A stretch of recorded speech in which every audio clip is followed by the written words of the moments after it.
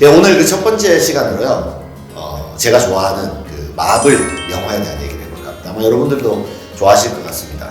최근에 개봉한 그 마블의 26번째 장편 영화 마블 이터널스에서 나타나는 좀 리더십과 다양성 문제에 대한 얘기를 좀 해볼까 합니다. 영화에 대한 평가를 하는 건 아니니까요. 편하게 한번 봐주시면 좋을 것 같은데, 혹시 영화 재밌게 보셨나 모르겠습니다. 솔직히 호불호가 좀 갈리는 영화라고 저도 알고는 있는데, 저는 개인적으로 아주 재밌게 봤습니다. 다양한 인물들이 서로 다른 관점과 서로 다른 생각 속에서 갈등하고 또 화해하고 또 문제를 풀어가는 모습들이 아주 재미있게 느껴졌습니다. 그런데 제가 오늘 왜 이 마블 이터널스라는 영화에 대한 얘기를 하려고 하냐면요, 우리가 흔히 마블 히어로라면 떠올리는 아이언맨, 캡틴 아메리카, 토르, 소위 마블의 트리니티라고 하지 않습니까? 세 명의 주인공들. 그래서 이제 마블 영화들을 쭉 보면은 공통점이 뭐냐면, 정의감이 넘치고 슈퍼히어로라는 공통점도 있지만 또 하나의 공통점은 백인 남자라는 거죠. 그리고 마블 영화들이 어벤져스 엔드게임까지 약 22편의 영화가 나온 것으로 알고 있는데, 그 중에 18편이 백인 남성이 주인공으로 활약하고 있는 것을 알 수 있습니다. 그리고 캡틴 마블이 나오기 이전까지 15편 영화가 연속으로 백인 남성이 주인공인 영화가 계속해서 나왔습니다. 물론 이제 원작 속의 히어로들이 다 그런 백인의 남성 캐릭터이니까 이게 당연한 현상일 수도 있지만, 우리가 오늘 얘기하고자 하는 이 다양성이라는 측면에서는 의도적으로 그렇게 만든 건 아니겠지만 백인 남성 주인공이 계속해서 등장했던 거죠. 근데 최근에는 디즈니에서 의도적으로 다양한 성별, 인종, 국가 이런 히어로들을 등장시키는 것을 볼 수 있습니다. 흑인을 대표하는 블랙팬서라든지, 여성을 대표하는 캡틴 마블이라든지, 또 최근에는 동양인을 대표하는 샹치라는 히어로를 등장시키기도 했죠. 그래서 아마 의도적으로 이 PC라고 그러죠. Political Correctness에서 이런 다양한 그 계층의 대표성을 띠는 사람들을 영화 속에 등장시키는, 영화의 스토리와 무관하게 기계적으로 캐릭터들을 배분하는 거 아니냐, 이렇게 좀 비판적으로 보실 수 있는 시각도 있는데요. 오늘 그 부분에 대해서 얘기를 한번 해보도록 할게요. 이터널스에는 총 10명의 주인공이 등장합니다. 이 10명의 주인공은 바야흐로 이 다양한 어떤 그 성향을 지닌 사람들, 또 다양한 민족 또는 국가를 대표하는 그런 캐릭터들을 배치했다는 걸 알 수 있죠. 먼저 에이작이라는 캐릭터는요, 셀마 예역이라는 배우가 얘기를 했는데 멕시코계 배우로 되어 있습니다. 그래서 그 영화에서도 좀 특이한 억양을 알 수 있죠. 이 캐릭터가 10명 중에 리더를 맡고 있고요.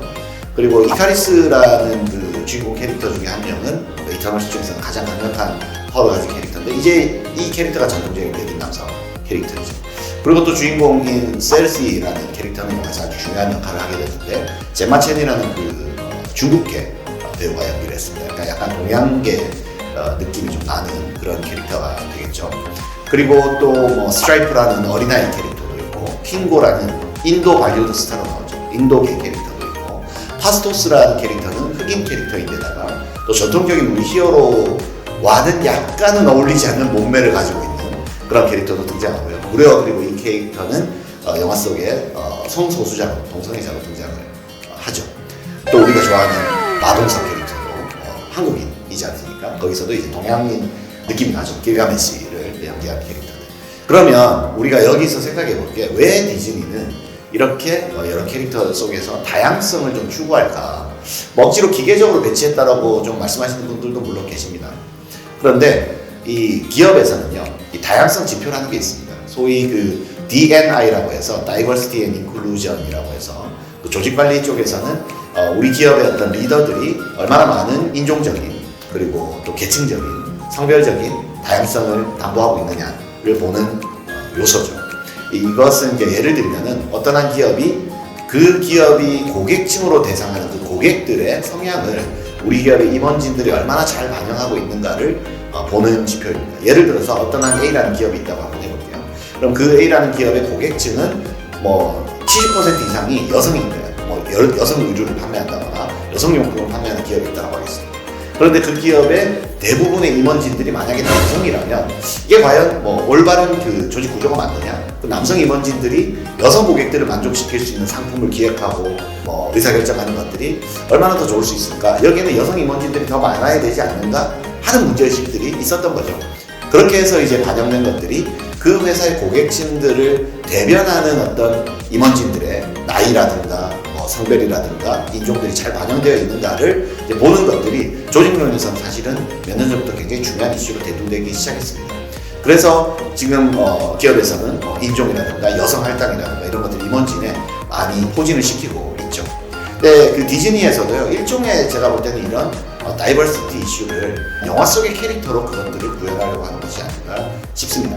왜냐면 이 마블이라는 그 컨텐츠 자체를 소비하는 게 지금 전 세계에서 다 보고 있지 않습니까? 여러 나라에서 이것을 소비하고 있기 때문에 그 디즈니 입장에서 보면 디즈니의 고객들의 성향을 히어로 캐릭터들이 얼마나 많이 대변하고 있느냐를 볼 수도 있는 거죠. 예를 들어서 이번에 이터널스 같은 경우도 인도 캐릭터가 등장하니 인도의 시장에서도 뭐 소위 홍보 포인트가 되겠죠. 우리나라에서도 마동석을 보기 위해서 극장을 찾는 사람들도 아마도 꽤 많이 있을 겁니다. 당연히 이런 이유이겠죠.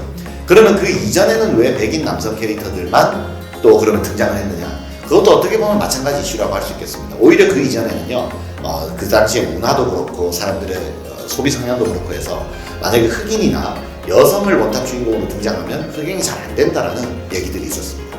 그래서 미국에서는 옛날에 한때 그 70년대, 80년대 브루스리 같은 홍콩 무비 스타들이 한창 인기를 끌었을 때도 쿵푸 영화를 제작할 때도 백인 남성들을 주인공으로 썼었거든요.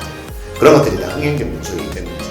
그래서 오늘날에는 이제 이것들이 우리에게 적용하자면 어떤 기업이든지 다양한 리더들, 그러니까 다양한 인종, 다양한 계층, 다양한 성별, 다양한 세대를 반영하는 리더들이 포진해 있을 때 좀 더 나은 의사결정 또는 좀 더 고객에게 가까운 그런 조직의 의사결정들을 할 수 있다고 믿는 그런 흐름들이 있습니다. 그래서 그게 조직에서는 다이버시티 앤 인클루전, 다양성과 포용성을 높이는 정책을 쓰는 것이 일반적인 기업에서도 소위 대세다, 이렇게 이해해 주시면 왜 그렇게 다양한 캐릭터들이 이터널스 영화에 등장하는가, 이런 것들을 우리가 또 한편 다른 각도에서 바라볼 수 있는 측면이 되겠죠. 마지막으로 이터널스 영화에서 드러난 리더십 요소에 대해서 한 말씀을 좀 드려보도록 하겠습니다. 이 이터널스 영화에서 첫 번째로 리더로 등장한 캐릭터는 에이작이었죠. 그런데 이 영화의 스포일러가 될 수도 있겠으나 아주 살짝 이 리더가 이제 바뀌게 되는 장면이 나옵니다. 이제 그 리더를 다른 리더가 이제 이어받아야 되는 거죠, 리더십을. 그러면 그 중에서 누가 리더가 될 것이냐에 대한 이슈가 있잖아요. 그런데 거기 이터널스 캐릭터 중에서 가장 전투력이 뛰어나고 능력치가 뛰어난 캐릭터는 그 영화 속에서는 이카리스로 나옵니다. 그런데 이 에이젝은 이카리스를 자기 리더로 선택하지 않죠. 그리고 비교적 그 전투 능력으로는 좀 취약하다고 할 수 있는 셀시라는 여성 캐릭터를 리더로 선택하게 됩니다. 그런데 이 셀시는 그래서 영화 후반부에 보면 고민에 빠져요. 왜 에이젝은 나를 리더로 선택했을까? 그래서 인류의 운명을 건 의사결정을 해야 되는데 이 셀시는 그것이 너무 부담되는 거죠. 그리고 정확하게 자기가 잘 판단할 수 있을지도 모르겠고, 그래서 왜 에이젝은 나를 리더로 선택했을까? 이런 고민을 하게 되죠.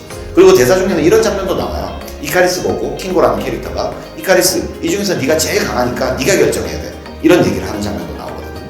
그러다 보면 결국 리더십이 어디에서 오는가라는 문제를 우리가 생각하게 되죠. 그런데 그 중에서 그 젤레나 졸리가 연기한 테나라는 캐릭터가 셀스에게 이런 말을 해줍니다. 사랑을 하게 되면 그것을 지키고 싶은 마음이 생긴다. 근데 그것이 세상에서 가장 자연스러운 현상이라고 했다라고 합니다. 그러면서 셀스에게 너는 이 지구에 온 첫날부터 이 지구 사람들을 우리 중에 제일 많이 사랑했다. 그렇기 때문에 너는 리더의 자격이 충분하다. 이런 얘기를 하는 장면이 나오죠. 그래서 그 셀시가 가지고 있는 것들은 어떻게 보면 인류에 대한 일종의 인류의 애정, 이런 것들이 가장 강한 캐릭터로 그 영화 속에서 등장하거든요. 그래서 그 영화는 그렇게 말하는 것 같아요. 리더가 될 수 있는 여러 가지 조건들이 있겠죠. 영화 속의 이카리스의 전투력을 오늘날 우리에게 치환해서 생각해보자면 뭐 업무 능력일 수도 있고, 뭐 영업 능력이 될 수도 있고, 뭐 회사에서 낼 수 있는 퍼포먼스라고 말할 수도 있을 것 같아요. 그런데 그 영화에서 말하고자 하는 것은 더 중요한 리더의 자질은 얼마나 구성원들에 대한 애정과 관심이 있느냐라고 말하는 것이 아닐까라고 저는 그 장면에서 좀 느끼게 되었습니다. 그런 것들을 보면 우리가 이제 끝으로 이 다양한 계층과 다양한 인종을 대표하는 이 캐릭터들 사이에서 결국 이들을 조화롭게 만들고 이들을 이끌 수 있는 리더십, 그리고 또 거기에서 리더로, 그 중에서 또 리더로 뽑힐 수 있는 어떤 한 조건이라는 것은 결국 구성원에 대한 애정이 가장 또 본질적이고 중요하지 않을까, 뭐 그런 생각으로 저는 또 이터널스에 대한 영화를 다른 한편으로 바라보고 리뷰 한번 해보았습니다.